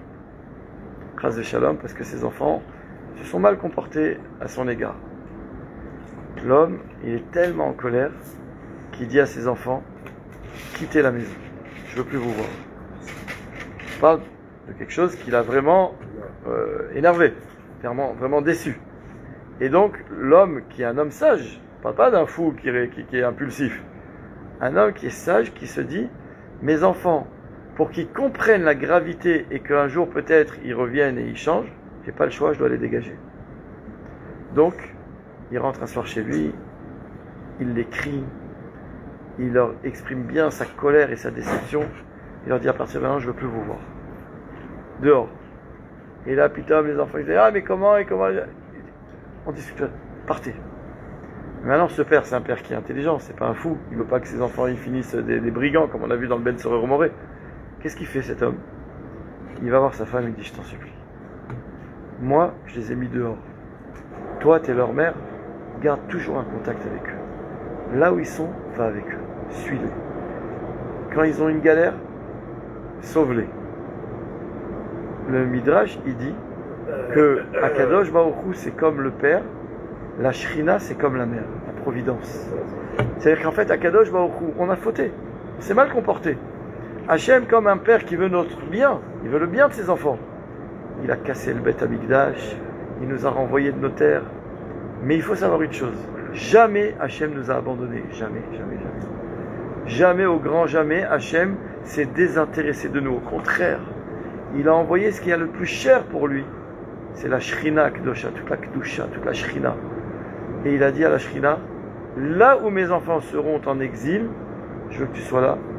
Ils te verront jamais, mais toi tu es là. Il y a des galères, in extremis, tu interviens. Et donc à Israël, il a cette protection. C'est ça la Shrina. Il y a écrit Uvarta et avia ve'et ima. Cette Neshama qui est là en fait l'envoyé de l'homme qui veut faire ce mouvement de Teshuvah. Akadosh Baruch Hu dit, il y a des étapes. D'abord, Vegilcha et Rosha. Il faut arrêter les a priori, arrêtez de penser mal sur ça, sur la Torah, sur les rabbins, sur les trucs. Vous n'allez jamais avancer dans votre vie. Faites confiance que le message par excellence qui peut vous rapprocher d'Akadosh Baruch Hu, c'est la Torah et les mitzvot. Ça, c'est déjà au niveau de la pensée. Les asta et tziporner. Au niveau des actions, arrêtez d'être tout le temps tiré vers les kiffs, vers le monde d'en bas, vers tout ce que... Ça, c'est contraire à un mouvement qui doit vous élever. Uvarta et avia vet ima yerach yamim. Et maintenant, il faut avoir la charata. C'est quoi la charata? C'est être capable de regretter, ad kedekach, même de pleurer. Quand on voit les tzadikim qui pleurent à Kippour, quand ils font le vidouille, sur quoi ils pleurent? Ils pleurent de la tristesse, de la peine qu'ils ont donnée à Akadosh Baruch Hu par leur faute, et qu'ils ont donné à la Shrina par leur faute. C'est ça le vrai pleur de la Teshuvah. C'est pas je pleure parce que ouais, tu comprends, à cause de mes fautes, j'ai pas de parnassa, ou je suis malade, ou j'ai des problèmes dans le chinour de mes enfants. Ça, tu pleures pour toi. Tu pleures pour tes galères. C'est pas ça pleurer. La charata, c'est je pleure, je regrette la peine que je t'ai fait à Kadosh Baruch, que je t'ai déçu, que j'ai pas été à la hauteur, que tu as souffert à cause de moi. Voilà ce que c'est.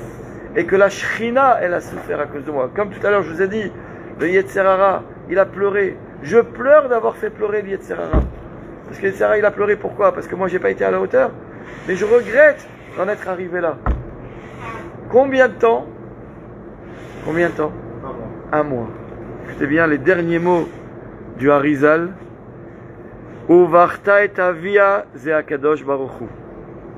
Ve'et ima hi ashchina akedosha. Yerach yamim, il dit le Harizal, hu chodesh elul. Voilà l'arrivée des courses. Non, parce qu'on va jusqu'à Kippour. Il y a pile 10 jours, pile un mois jusqu'à Kippour. On est dans les temps. C'est pour ça que je voulais pas qu'on annule le cours de ce soir. Alors sinon je serais venu la semaine prochaine. Ah, vous aurez pleuré. D'accord ou pas? Ah, on est en retard. Non. Le Yetzer Hara, il vient, il va te dire non, de toute façon c'est trop tard. Non, mais je suis dans les temps. L'année prochaine. Pour ceux qui n'étaient pas là. Le Yetzer Hara, il adore te dire demain. Demain, ben non, allez. D'accord, c'est maintenant ou jamais. Imlo Arshav et Matai. Ça s'écrit dans la Mishnah. Imlo Arshav, c'est écrit là-bas. Leolam al yomar Adam lirshe efne eshne. Shema lo tipane. Un homme ne doit jamais dire lirshe efne, c'est-à-dire ksheani eye panouille, eshne ani elmad. Quand j'aurai du temps, j'étudierai. Pourquoi? Shema lo tipane. Tu ne seras jamais libre. Est-ce qu'un jour tu vas avoir un temps libre pour aller étudier, franchement? C'est comme quelqu'un qui dit quand j'aurai de l'argent, je donnerai de la tzedaka. Ouais. Je crois vraiment qu'un jour tu auras de l'argent pour donner de la tzedaka. Ça veut dire genre, le jour où j'aurai de l'argent en plus, je vais te donner de la tzedaka. Mais l'argent, il n'y a pas en plus, parce que dès que tu as l'argent, tu veux le dépenser pour kiffer. Donc comment ça marche? Tout le malach de la vie du juif, c'est de dire je fais maintenant. Je fais maintenant. Mais t'as pas l'argent, comment tu donnes 100 shekels à la tzedaka? Je donne, Hachem il va m'envoyer. Et tout marche comme ça. Mais comment tu peux prendre tous les jours 1 heure de ton travail et tu as besoin de parnassa? J'étudie et Hachem il va me donner la bracha dans le travail. Tout est comme ça. Je commence par faire ce qu'il faut faire. Et si je sais qu'il faut étudier, j'étudie. Je ne me pose pas la question, est-ce que je peux étudier? C'est ridicule. J'étudie. Et entre nous, vous êtes d'accord avec moi, que pour nos loisirs, on raisonne comme ça aussi. On raisonne comme ça. Est-ce qu'il y a quelqu'un qui va se dire ah non, cette année je peux pas partir en vacances, je pars en vacances et des fois j'avais pas les moyens de me payer des vacances et après tu dis j'avais pas le choix, les enfants ils avaient besoin, ma femme elle était à bout, on était crevés. Après on se trouve des tiroutsim. Pourquoi on est parti dans des vacances dont le budget dépassait notre budget de base? Ah, pas sûr, tu les as payés tes vacances. Donc ça veut dire en fait, toi tu sais où tu mets l'essentiel. Si un homme met l'essentiel d'être un bon juif, le bon juif c'est quoi? Le Rambam Maïmonide il nous dit, c'est qu'il faut étudier tous les jours. Il n'y a pas écrit qu'il faut étudier toute la journée. C'est pas écrit ça. Tous les jours. Il y a écrit qu'une journée d'un juif ne peut pas passer sans l'imout Torah. C'est écrit dans la Torah, Uv shorbecha, uv kumecha. Ça veut dire qu'en plus, il faut toujours étudier le jour et toujours étudier la nuit. Pourquoi tu crois que les Chachamim, dans la Tfila, ils nous ont mis plein de passages qui n'ont rien à voir avec la Tfila? La Tfila, les Chaora, c'est quoi? C'est demander à Kadosh Baruch Hu. Donc on pourrait faire que la Hamida. Donne-moi la Parnassa, donne-moi le Mashiach, donne-moi la santé, donne-moi le truc. Ça suffirait. Qu'est-ce que j'ai besoin de faire? Le Ketoret. Le Ketoret. Le matin, le midi, Mincha, Shacharit. Parce qu'en fait, les Chachamim, ils ont dit, un juif, il doit étudier tous les jours. Donc, il ne peut pas venir juste prier, demander à Hachem ce qu'il a besoin. Il faut étudier. Donc, on va te mettre dans les textes de prière, on va te mettre des passages d'études. Mais si quelqu'un, il saute tous ces passages, donc en fait, il n'a pas étudié. Est-ce qu'on peut considérer qu'on a étudié si on les a lus tous les jours? C'est trop fort. C'est trop fort. Toi, tu veux dire, je vais faire une bonne fila le matin, et c'est bon, j'ai étudié. S'il dit non, Oui, c'est fait. Non, Je coche. maintenant s'il dit non, c'est foutu. Non, ma réponse, je vais te dire, si tu lis ces textes en les étudiant, oui. Ah. Mais personne ne les lit en les étudiant. D'abord, beaucoup ne les lisent pas. Et ceux qui les lisent, ils les lisent comme on lit les Teilim. Quand tu fais Teilim, c'est pas que tu as étudié. Donc ça veut dire, un homme, il doit étudier. Ce qu'on fait maintenant, on étudie. Ça veut dire, on a tout arrêté. C'est magnifique. Vous vous rendez compte? Tous les lundis soirs, on arrête tout et on se retrouve ici pour étudier. En plus, vous êtes d'accord avec moi, c'est un kiff. Grave. Donc c'est exactement ce qu'il dit le Harizal. Quand tu étudies, tu dis, mais je vois cette Neshama, je dis, mais pourquoi j'étudie pas plus, Ribono Shel Olam? J'ai envie de la Neshama, j'ai envie de faire kiffer le bien qui est en moi. Mais là, les Tzahara, il est balèze. Il se dit, tu étudieras en Elul, tu étudieras à Seret Yemei Teshuvah, il repousse. Déjà, il faut savoir, les Tzahara, il te dit jamais non. Parce qu'il sait que s'il te dit non, il va t'exciter. Donc lui, il te dit, non, je suis avec toi, t'as raison, c'est bien étudié. Mais hâte. Demain, et puis demain, il va te faire. D'un coup, demain, tu vas recevoir une invitation à un mariage. Hop.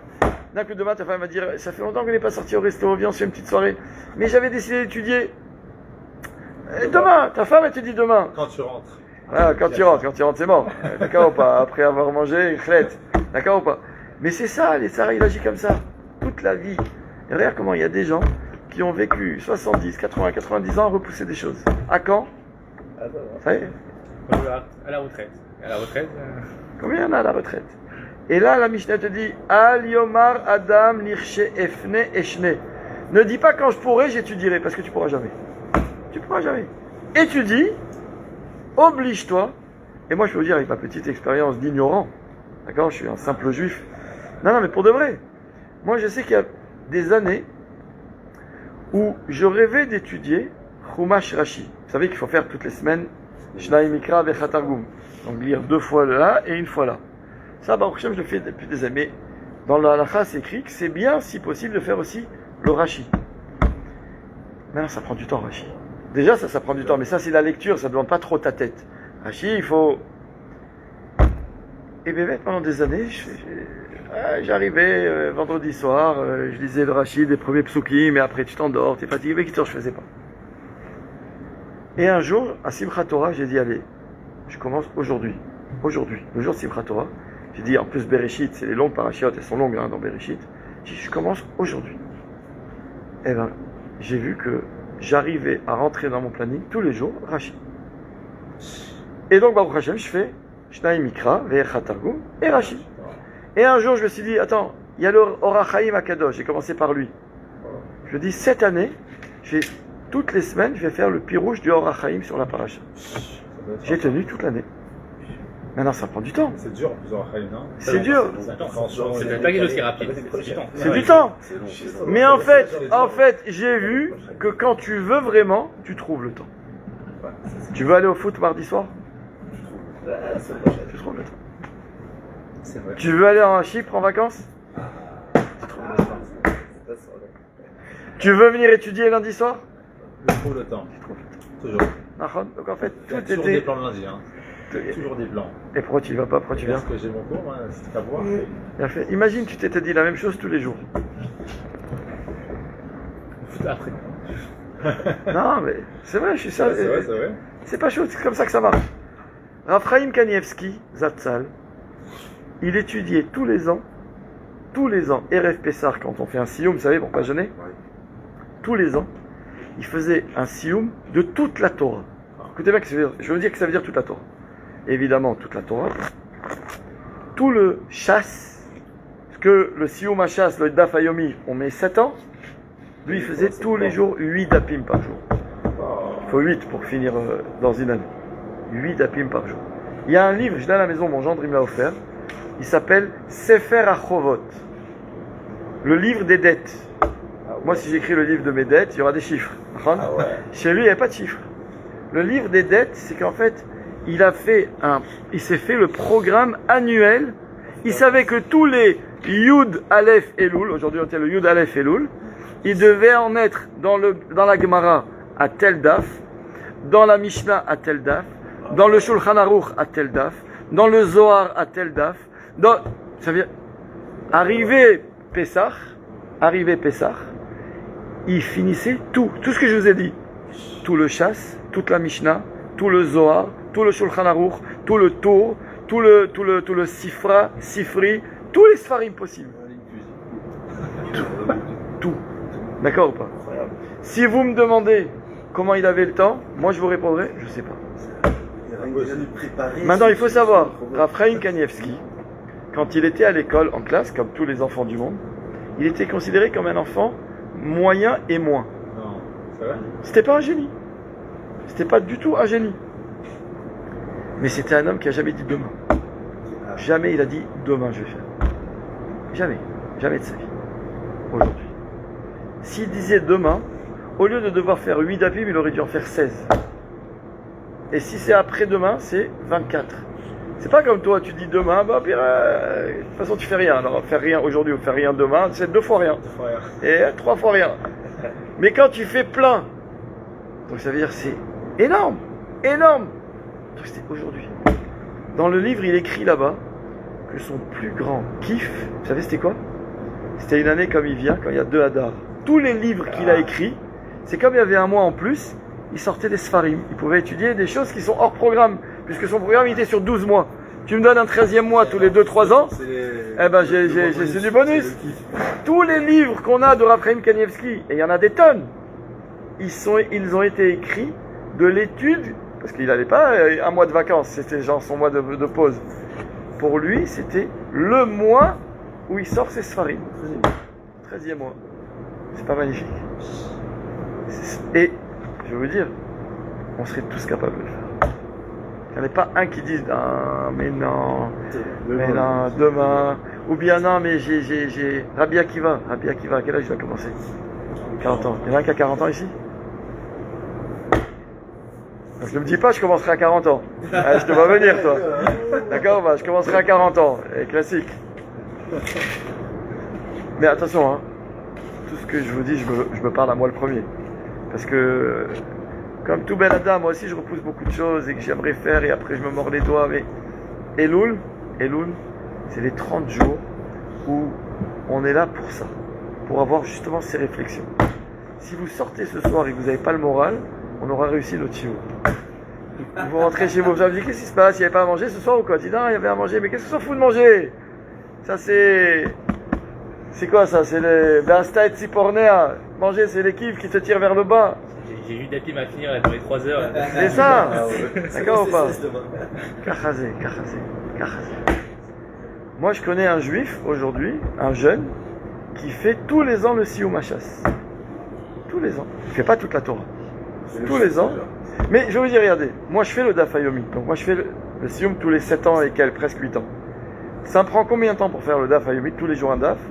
En fonction de la difficulté, ça peut me prendre entre 40 minutes et 1h15. C'est ça, D'accord? Mais imagine maintenant, je décidais de finir le chasse tous les ans. Ben, je ferais un plein temps. C'est une journée. C'est une journée. C'est une journée de travail, tu vas au boulot, tu bosses 8 heures. Eh ben, je prendrais, je serais capable. Et la première fois, ça me prendrait 8 heures, mais la fois d'après, peut-être que... Moi, j'étais un jour chez Rav Chaim Kanievski. Vous savez que quand il recevait les gens, il avait sa Gemara ouverte et il avait une feuille comme ça, posée. D'accord ou pas? Lui, combien de temps il mettait pour faire un daf? Écoutez bien, un quart d'heure. Un quart d'heure. Un quart d'heure, le DAF avec Rashi et Tosfot. Moi, quand je vous dis qu'il me faut 40 minutes, c'est que Gemara et Rashi, je fais pas Tosfot. Parce que j'ai pas le temps. Le Tosfot, on le fait dans des textes qu'on approfondit.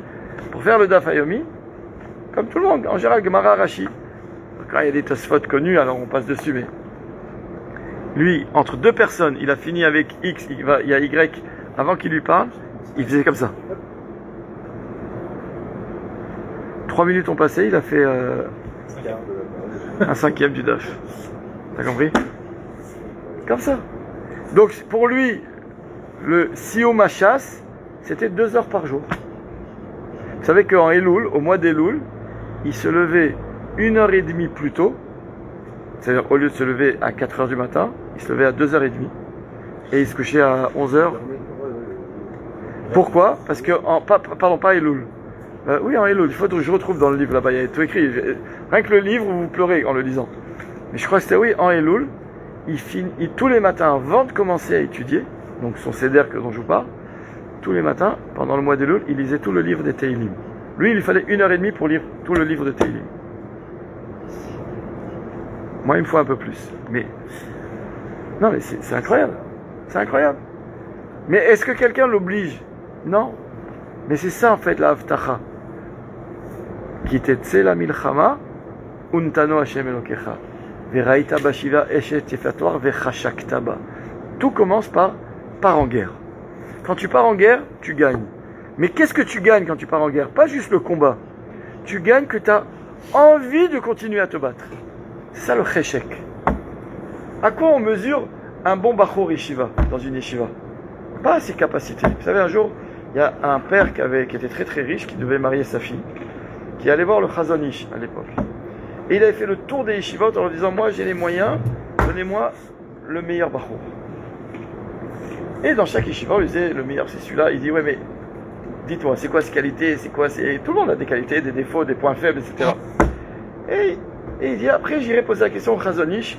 Il est allé voir dans une yeshiva, une des meilleures yeshivot, on lui a pointé du doigt un bachour. Et tellement il était parfait, le Rosh Yeshiva, il ne savait plus comment dire, c'était la perfection. Il a dit, ce bachour là, en lo yetzerara. Il n'y a pas de yetzerara. Il fait que du bien, que d'études. Il est allé voir le Chazon Ish, il dit, j'ai fait le tour, j'ai vu plein, mais celui-là, c'est qu'est-ce qu'il a répondu le Chazon Ish? Il a dit, quelqu'un qui n'a pas de yetzerara, c'est quelqu'un qui n'est pas bien. C'est quelqu'un qui a un défaut. On a besoin du yetzerara. On a besoin du yetzerara. Parce que le but, c'est pas de pas avoir Yitzhara, c'est d'avoir Yitzhara et qui c'est la milchama lo yivecha. Parce que même le cheshek, le chashaktaba, le désir dans le bien, ça vient du Yitzhara. La Gemara dit, qu'est-ce qui se passerait si Hachem, il enlevait dans le monde de Yitzhara? Tu sais qu'est-ce qu'il répond la Gemara? S'il y avait plus de Yitzhara dans le monde, les poules n'auraient plus d'œufs. Quel rapport? Quel rapport?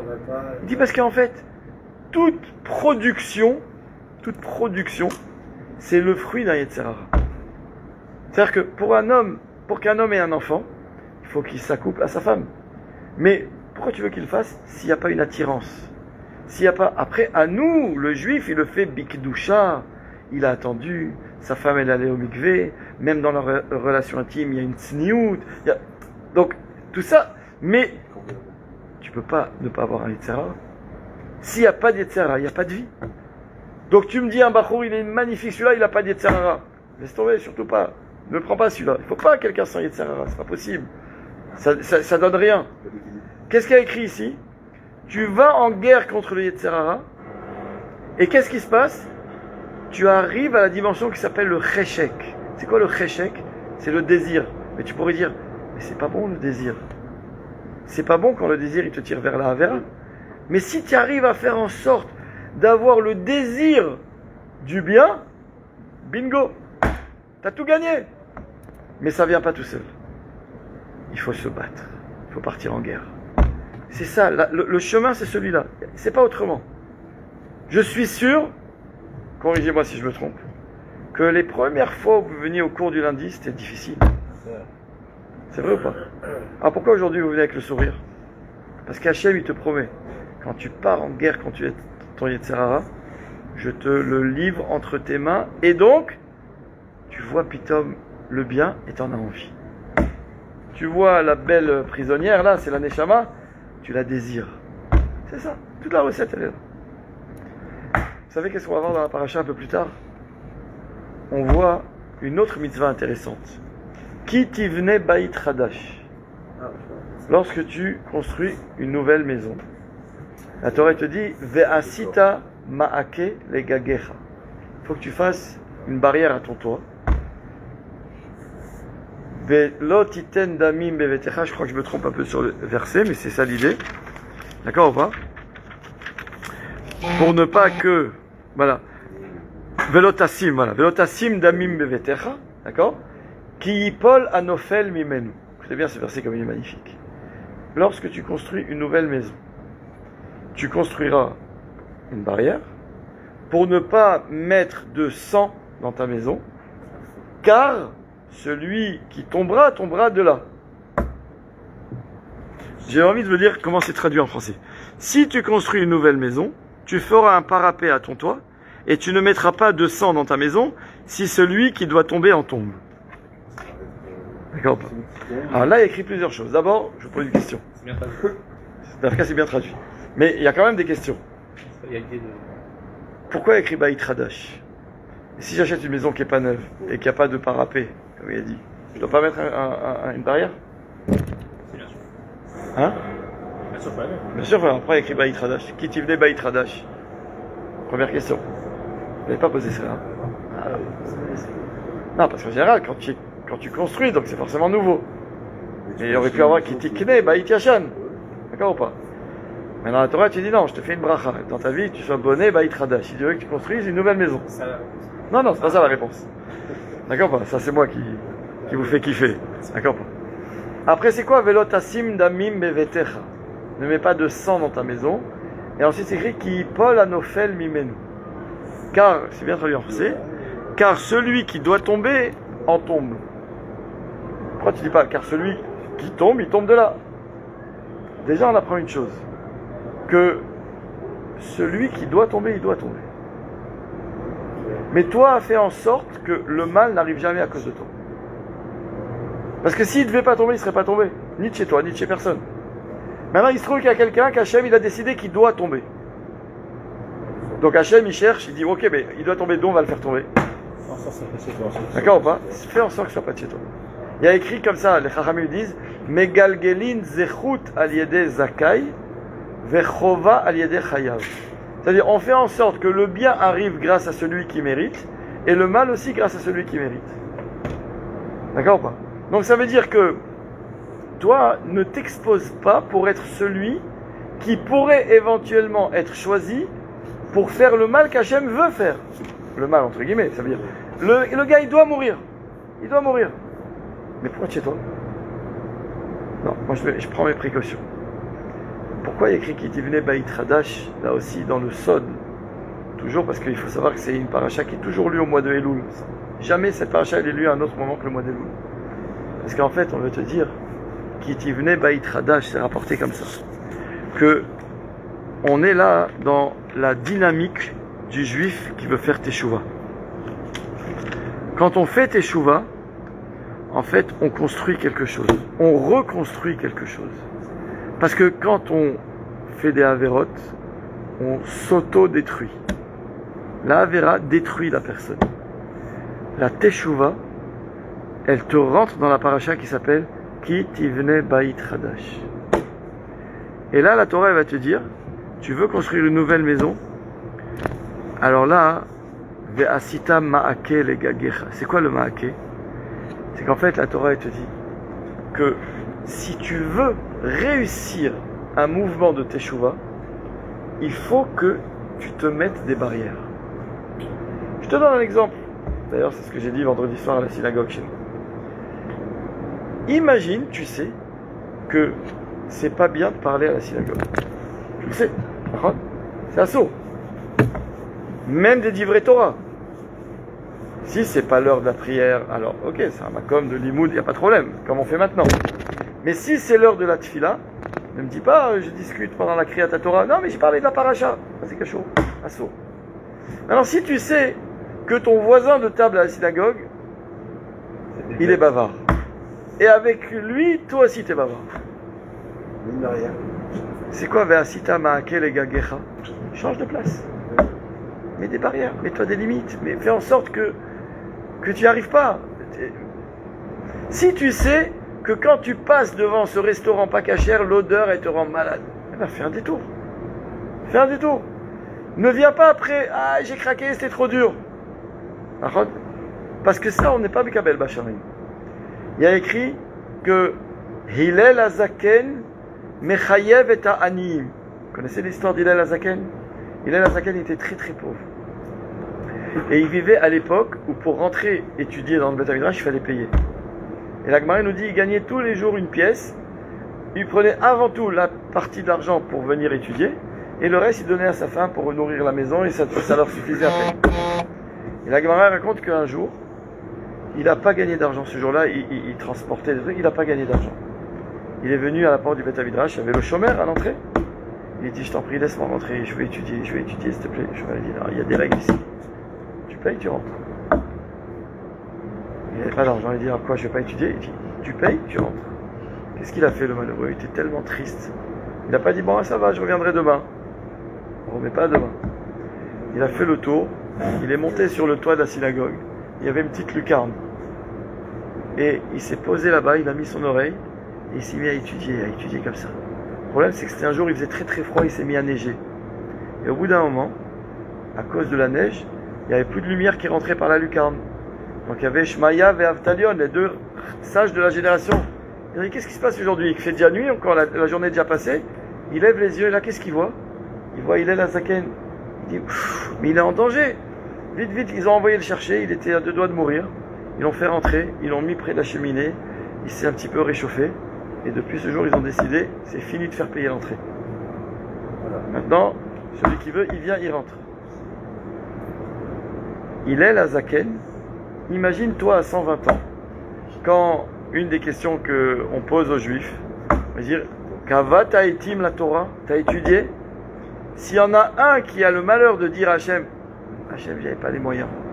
Hachem dit, 2 secondes, appelez Hillel Azaken. On fait venir Hillel Azaken, et on demande, là-bas, il n'y a pas de magouille. Là-bas, c'est Midat Haemet, là-bas. Devant Hachem, il n'y a que Dieu. Hachem, il se tourne vers toi, à ce moment-là, ou vers moi, ou vers chacun, il dit, est-ce que tu étais plus pauvre qu'il est?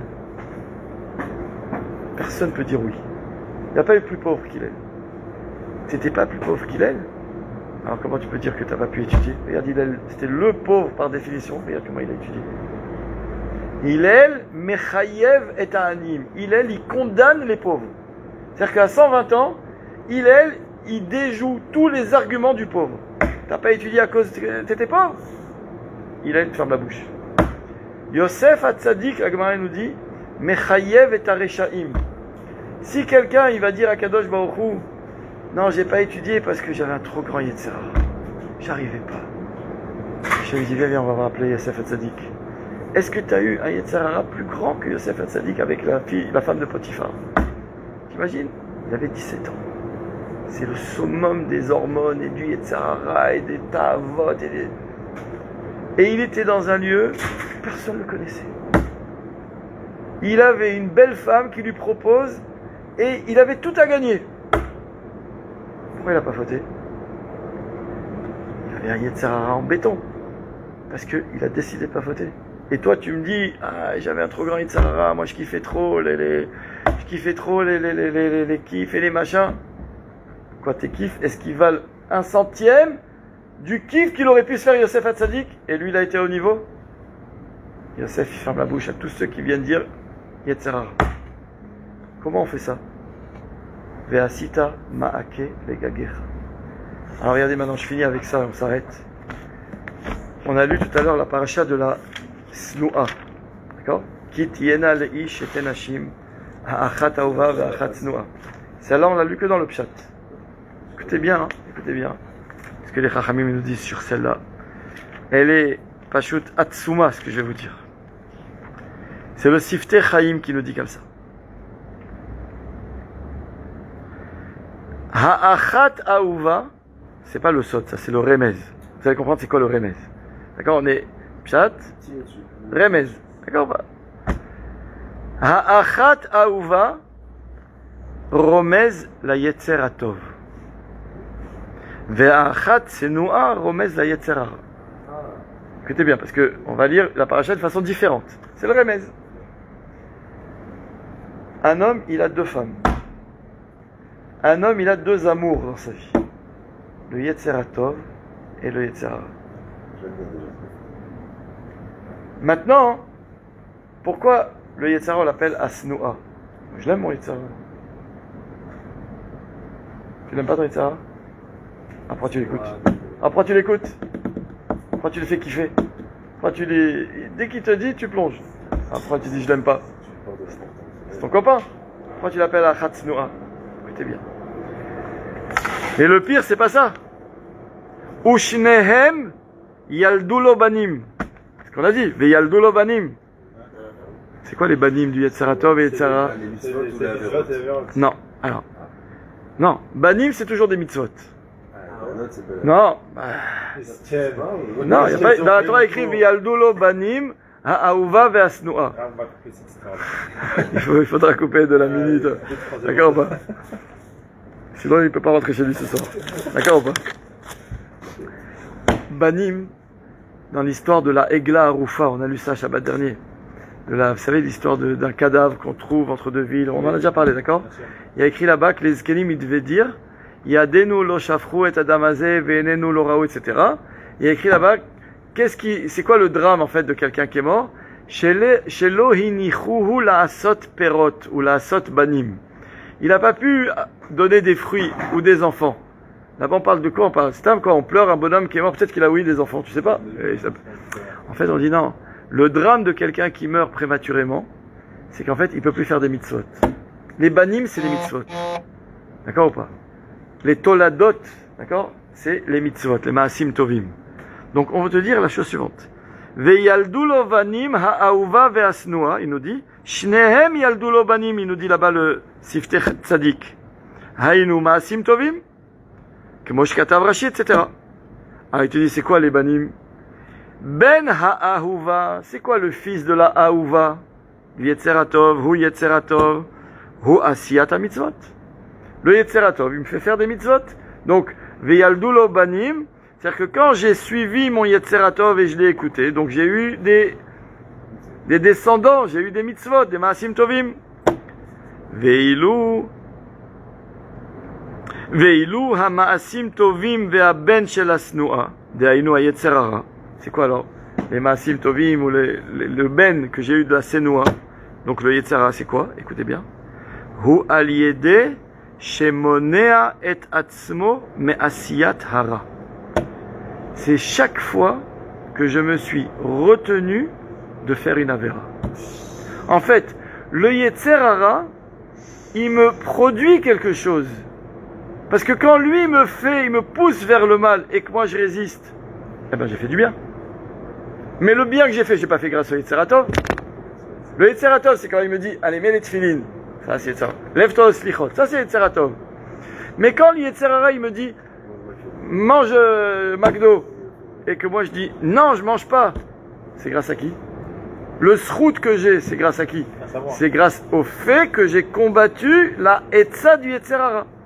C'est ça les banim du yetzer hara. Alors écoutez bien. Et qu'est-ce qu'il y a écrit? Vehaya haben abechor lasni'a. Le bechor c'est qui? C'est le fils de l'asnoa. Il veut te dire qu'est-ce que ça veut dire? Rotse lomar, quand il y a écrit là-bas, qui est abechor ben asenoua yakir la tête lo pishnaim. Tu dois donner une double part au fils de la senoua.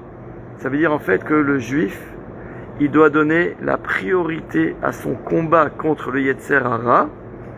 Et on te dit aussi, qu'est-ce qui peut te donner ses forces? C'est de savoir qu'à 120 ans, tu auras beaucoup plus de récompenses sur le mal que tu n'as pas fait que sur le bien que tu as fait. Veaya ben abechor À ce lasnoa. moment-là, yetzer hara, lui aussi, il est content que tu n'as pas Bidiouk. évité les Et elle est où la difficulté? Elle est où? C'est qu'en fait, plus je résiste au yetzer hara et plus donc je fais du bien, plus en fait le yetzer hara ça devient une denrée rare. Or moi je veux des srouillottes et les srouillottes c'est les yetzer hara. C'est pour ça qu'il y a écrit Kol agadol mechavero, yitzro gadol hemenu. On fait une erreur souvent. On se dit, ah mais si moi j'avais le Yetzirara de Raphaïm Kanievski, bah moi aussi je serais Raphaïm Kanievski, parce qu'il n'a pas de Yetzirara. Écoute bien ce que disent les Chachamim. Kol agadol mechavero, yitzro gadol hemenu. C'est pas chacun le sien. C'est que Raphaïm Kanievski, il avait un Yetzirara 10 fois plus grand que le tien et le mien. Toi tu peux penser, non, bah, tu vois pas, il avait pas de Yetzirara le bonhomme. Il se levait à 2h30 comme ça, tout est ilim, il avait un programme comme ça minuté, en un quart d'heure le DAF, en 2h08 d'Apim, le chasse tous les ans. Quel Yetzirara? Quel Yetzirara? Mais il avait un Yetzirara que tu peux même pas imaginer. C'est pour ça qu'il a écrit qu'à 120 ans, il a écrit que Akadosh Baruch Hu, il tue le Yetzirara devant les tzadikim et devant les Rechaim. Et il a écrit que Halalu bochim ve halalu bochim. Tout le monde assiste à la mise à mort du Yetzirara, et les tzadikim et les Rechaim, et tout le monde pleure. Alors il dit, pourquoi il pleure? Il dit, les Rechaim, ils pleurent en disant, quoi, c'était tellement nul, c'était comme un fil à couper, en 2 secondes j'aurais pu le déchirer, le Yetzirara, et j'ai pas été capable. Et on pleure, en se disant, mais c'était vraiment un ennemi facile à vaincre. Et les tzadikim, quand ils voient le Yetzirara qui se fait tuer, ils se disent, comment on a réussi à gravir cette montagne? On ne pouvait pas imaginer qu'il était tellement dur. Chez moi, on pleure d'émotion de se dire comment on a réussi. Ça veut dire on parle du même phénomène, mais l'un pour lui c'est Kechut Aseara, fin comme un cheveu, et pour l'autre c'est Kehar Gavoa, comme une montagne très haute. Rabotai, Yerach Yamim. Uvarta et Avia ve'etima Yerach Yamim. On a un mois jusqu'à Yom Kippour, Be'ezrat Hashem. Notre travail, c'est de dire, je fais tout pour faire plaisir à Kadosh Baruch Hu. En final, c'est ça que le juif il veut. Il ne veut pas faire de peine à Hashem. Comment je fais ça? Je me travaille tous les jours. Et si un jour j'ai pu lui causer de la peine, ce qui arrive à tout le monde, alors je pleure, j'en suis triste. Et je veux me rapprocher de lui, je veux lui donner du nachat, je veux lui faire plaisir. Et il est là, tout le temps à côté de moi dans ma vie. Il est là parce que il fait partie de ma vie. C'est pas mon rendez-vous annuel de Rosh Hashanah où je sais, allez, on va sonner le chauffard, on va se réveiller un petit peu et on attend que le lendemain de Simchat Torah pour reprendre nos bêtises. On a compris, c'est ça. Non, on est là et nous on veut une chose. Shivti bevet Hashem kol yemechaya. Ici seulement on avait cette chance de pouvoir être toujours dans la maison d'Hachem avec lui. Malheureusement, on est en galoute. Il n'y a pas encore le Mashiach. Bezrat Hashem, j'espère très vite. On est en galoute, et à cause du galoute, on est loin d'Akadosh Baruch Hu. Et à cause de cette distance, il y a l'Yetzeratov qui a du mal à se faire entendre. C'est ce prisonnier qui est là, cette Neshama qui est là, qu'on a du mal, et Yefatoar. Et en final, il suffit juste de gratter un peu et on voit la beauté d'Akadosh Baruch Hu, la beauté de la Neshama, la beauté du Yetzeratov. Qu'est-ce qu'on est des ânes, nous, toute l'année, à l'écouter le Yetzerara. Et plus on fait cette démarche de travail au fond de nous, plus en fait, on fait le vrai nettoyage. Ça, la kapara. La kapara, c'est le nettoyage. On fait un nettoyage et on arrive, Bezrat Hashem, au Yom Hadin propre. Et là, on peut rentrer à Rosh Hashanah et on comprend pourquoi, quand quelqu'un s'est préparé à Rosh Hashanah, qui est pourtant le Yom Hadin, c'est un Yom Tov. À part qu'on ne fait pas Hallel, parce on nous dit, on peut quand même pas faire Hallel quand on est devant le Beth Din.